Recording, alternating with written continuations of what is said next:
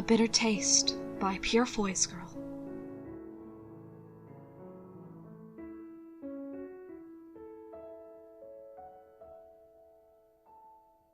Chapter 13. Will dreamed of Matilda, guilty and ashamed. It had been over a century since he'd had a dream about someone he'd hunted, but... You didn't hunt Matilda, Will. It was your mother's artistry.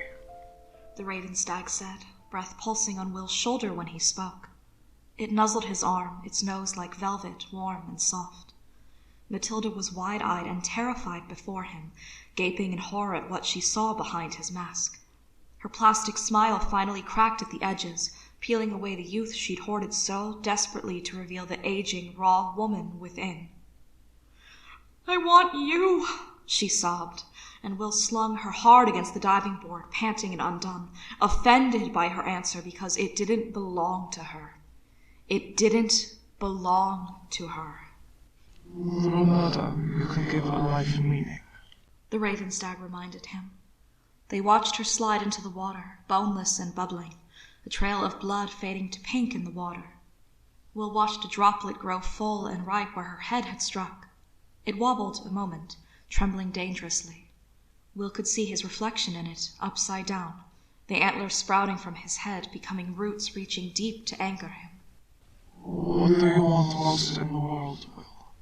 Name me that thing.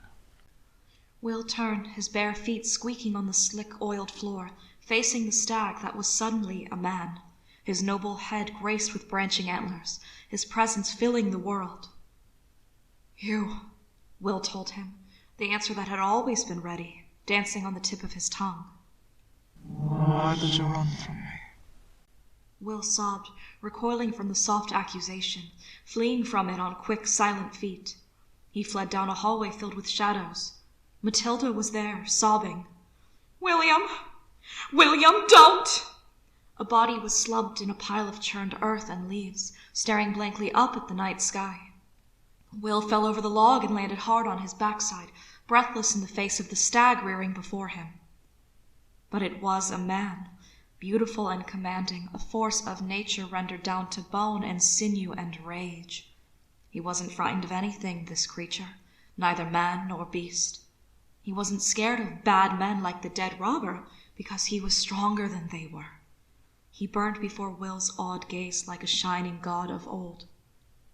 "You're so beautiful," Will blurted, and laughed when the Ravenstag laughed. "William," Matilda scolded, brushing his forehead with her hand, the scent of chlorine clinging to her skin. "You're burning up." "Darling, he's burning up. Send for the doctor." "I don't trust him," Father fumed, outraged at even the idea of it. "He's a foreigner. He doesn't understand us." "Will you say that to your son as he lays dying?" Mother asked, her hand sliding off of his fevered head. "Get the doctor. Now!" I'll be there as soon as I can, Hannibal said, his voice cutting through Will's distorted nightmare. Will? "I'm here," he said, shaking off the vestiges of sleep to give Hannibal a curious once-over. He was in Hannibal's office, slumped into the chair Hannibal himself preferred to use. Sunlight came through the drapes, making him wince. He wanted to ask how in the hell he'd gotten here, barefoot and dressed in soft pajama bottoms, but nothing else, smelling freshly of soap with his damp curls hanging around his face. He wanted to ask what day it was, how much time had passed since their tryst in the washroom. Instead, he asked, "Something wrong?" "The FBI needs me to help with a case," Hannibal said, stacking his volumes of notes neatly to one side of his desk, preparing to depart. Will laughed a little, finding that absurd. "What do you mean, help with a case?" "I help them build psychological profiles of killers," Hannibal said with a wry smile. "It's something of a hobby of mine." "So you're just the on-staff murderer?" Will asked with a soft, stifled laugh. "Per diem consultant," Hannibal corrected, tugging his cuff straight as was his habit. He crossed the short distance to Will, who looked up automatically at him, eyes closing softly when Hannibal grasped his face. "You're pale. You should have eaten more last night." "I don't remember last night," Will said, his words careful and even, but his smile tight and unsteady. Everything after you, and the shower is gone. When he opened his eyes, Hannibal was frowning down at him. You told me about the doctor. Do you still remember that? I remember my mother telling my father to send for him, Will whispered, eyes misting when he recalled the fear and sharpness in her voice. It was the only time I ever heard her talk back to him that way. Did your father love you, Will? Hannibal asked suddenly. It wounded Will in ways he hadn't expected, that question. It wounded him even more to say, No, he didn't. He wasn't that kind of person, and neither was I. Because of your gift, Hannibal mused, his fingers stroking Will's hair with absent affection, unable to resist. I was twisted, Hannibal, Will said, remembering the awful frustration of it. Faces that gave him too much information, jealousies that didn't belong to him, an inability to distinguish between himself and his father, and how he'd grown furious as a toddler to see his parents kiss. I never learned how to love. I just learned how to interpret it from others. Hannibal's dark eyes held his, a terrible cold to counter the heat of shame and fear inside of Will's head. I think that's why I answered him, Will breathed, trembling. I saw myself through his eyes, and something clicked. You chose your Ravenstag's version of love as your own, Hannibal said, smoothing his brow and frowning over the warmth he felt there. Perhaps seeing yourself through his eyes was a revelation for you. A revelation, a biblical word for an otherworldly experience. I expect one or more of my colleagues will be joining us for dinner, Hannibal informed him. Will didn't ask in what way. He figured killing FBI was a little ballsy even for Hannibal. I'd like you to take some time today while I'm gone, and construct a timeline of what you recall. Will there be a test? Will asked, more amused than annoyed. This is in your own best interests, Hannibal firmly said. Will wondered if he'd ruined Hannibal's bed again the night before, clinically noting that he was intentionally hiding from himself behind the screen of his libido. I guess I don't want to remember too badly if I'd rather think about sex than focus on what I do recall. Sex is as good an escape as any, Will, Hannibal said, startling him with the realization that he'd spoken aloud. Your past is painful to you. You have the luxury of taking as long as you need to explore it. Forever is a very long time, after all. Yeah, Will said, shifting just enough to dislodge Hannibal's hands. Have fun at the murder. Oh, I imagine it will be stimulating as always, Hannibal said, pulling his keys from his pocket and heading for the outside access. Considering the victim was yours. Mine, Will called, twisting around just as the door closed. Hannibal! All he got in response was the definitive sound of the lock sliding closed. Annoyed, Will got up and went to Hannibal's desk to root out some paper, thinking the whole exercise would be one in futility anyway. He spied the little locked drawer where Hannibal had put Matilda's photo, and wondered suddenly why he would do such a thing. You wouldn't have to hide a picture of me from me, Will reasoned, frowning at the brass lock. He remembered Hannibal sliding the key into his jacket pocket, palming it smoothly enough that Will might have missed it if he hadn't been watching so closely. He tried and failed to find a reason why he shouldn't see a picture of himself. He tried and succeeded in finding a reason to break into Hannibal's locked desk. Maybe seeing himself staring out of his recent past would trigger memories from his distant past. It was as good a reason as any to go snooping. Considering what he knew about Hannibal's eating patterns, what was this little secret anyway? The key was nowhere to be found, Will discovered. He spent half the day digging through places he thought Hannibal might have put it only to come up empty. Frustrated and grouchy, he located the pretty covered ceramic dishes in Hannibal's refrigerator and ate leftovers straight from them, bored and wishing he knew just how he'd spent the last 200 years. Damn slices Swiss cheese, he breathed, resorting to calling his memory names. It was petulant and didn't make him feel any better, but it beat going back to sleep. It seemed he wanted to do that more often recently. Sleep all the time. Maybe one of these days I'll fall asleep and they'll think I'm dead, he thought, stuffing another little rolled meat nugget into his mouth. He dimly recalled Hannibal telling him what it was last night when they'd been right here in the kitchen, but that wasn't a memory he wanted to waste effort on. They'll bury me and I'll wake up starving in the darkness. A more reasonable expectation was that he'd be cremated. It had its own dark, peculiar allure, he found. So did being eaten by Hannibal, he thought, feeling the heat of the man's hand on his chest and the pure, devouring certainty in his eyes when he told Will, "Your heart, of course." The idea of how painful it would be didn't bother him. At least he'd feel something, and Will knew too well how seductive that could be. He cleaned up after himself and returned to the office to work on his timeline. There was a strange feeling of appropriated power he got from sitting in Hannibal's chair at his desk. He very rarely had the occasion to be in his office. Even more rarely had he seen Hannibal actually seated here, but he felt it all the same. He was like a dragon in some respects, Hannibal was, hoarding his treasures close, basking in his garnered power, reveling in the control he could exert over others. Will wondered what his patients thought of him, coming here for healing. Was he good at his job? Or did he just find it amusing to watch them struggle? The morbid thoughts felt like home to Will, comfortable. Relaxing a little, he returned his attention to the task he'd been given and put pen to paper.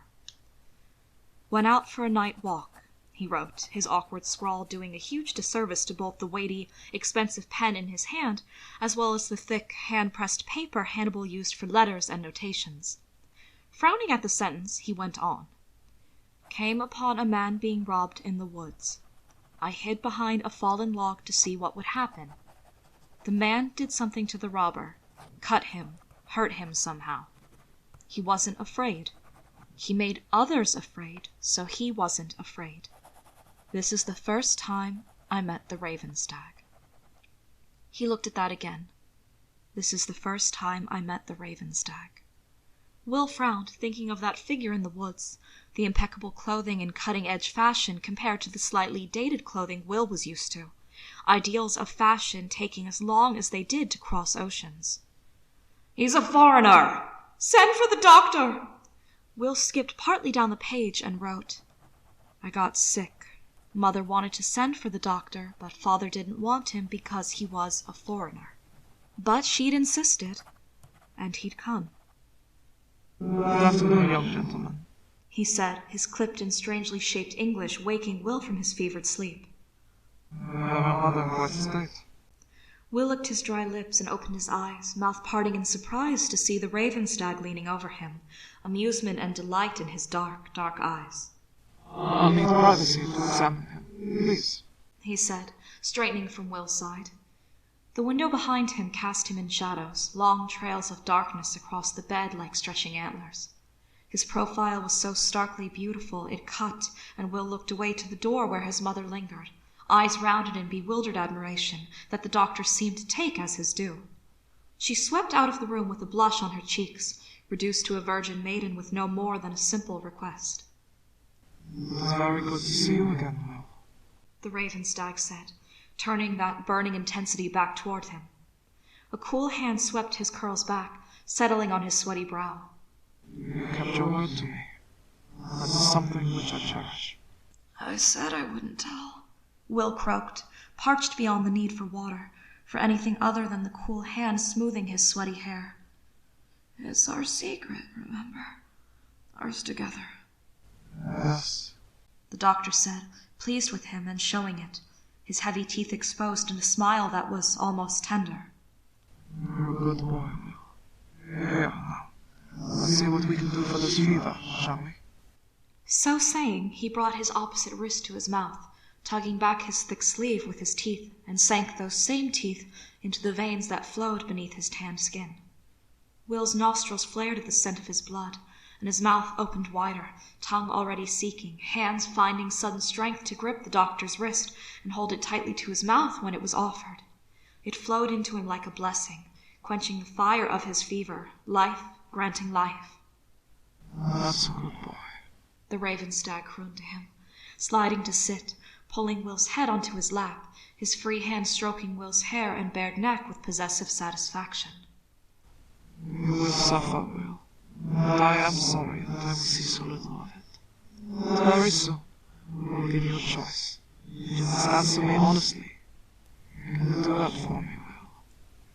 "Yes," he breathed, his voice husky, his lids rising to show him Hannibal offering him a knife, handle first, the scrutinizing weight of his gaze betraying his knowledge that Will had, once more, been much removed from his present. "Then please, get started," Hannibal said, releasing the bladed end when Will accepted it by the handle. He moved away from Will, who stood there at the large stainless steel island that housed both counter and range all in one. Will looked down at the vegetables on the cutting board before him, and wordlessly began to slice them, recalling a vague request for uniformity.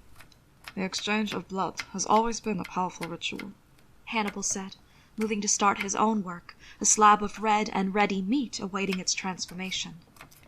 "The mingling of blood to seal brotherhood, the offering of blood sacrificed to hungry gods, the symbolic covenant of devouring divinity through the drinking of blood." "It wasn't only that," Will murmured, brow furrowing. He vaguely recalled Hannibal returning and looking at his timeline, asking him questions which Will had answered, making his own notations between Will's haphazard sentences. "He did something else to me before that. He made me sick, somehow, and only his blood could fix it. It was purposeful then," Hannibal said, his recipe card at the ready but untouched, as if he'd already committed it to heart. Will envied his ability to do so. He could study it for days on end and still forget it now, when before his memory had been so very, terribly clear and sharp. When had he started forgetting the things he'd held with such clarity? He'd known his past well before he'd come to Baltimore, for instance. He'd just not been able to recall the moment of his rebirth, or what had come before. What had happened to him this time that he was losing more than he was gaining, pouring out the details of himself to become an empty vessel, once more waiting to be filled? He heard Hannibal make that sound at him, the soft noise reserved for pets. Will looked for the cause and realized he was bleeding on the cutting board, the knife tip buried in the meat of his finger. Hannibal washed his hands quickly before gathering Will's hand up to inspect the cut. On perverse whim, Will tipped his finger to Hannibal's mouth, daring him to take the bait. Amber fire rose in those dark eyes, a glimmer of humor mixed with lust, and something else that defied Will's understanding. Careful not to pain him, Will locked his mouth over the cut, his tongue settling against it, blood welling into his mouth. "It was purposeful," Will said, watching him, his voice a bare, soft whisper of sound. Hannibal held him still with one hand on Will's wrist, and the other cupping his curled fingers, his long throat working as he swallowed Will's blood. "Do you know what's happening to me?" Hannibal's eyes held his. He gave a soft suck to the cut and pulled his mouth from it, wrapping his own finger over it tightly to slow the bleeding. Cocking his head just slightly, he inquired, "Why would you think I could answer that, Will?" "What was in the picture?" Will whispered, thinking of Matilda, of her head cracking with a sickening crunch. "It wasn't me, was it?" What else could it have possibly been? Hannibal felt Will jump and turned Will's hand in his, laying a grazing kiss along his knuckles.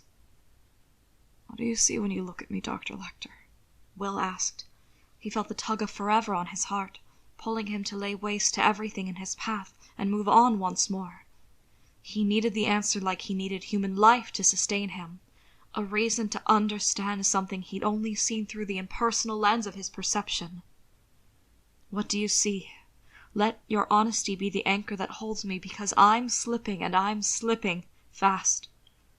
"The chance for immortality, a willing body, an amusing distraction."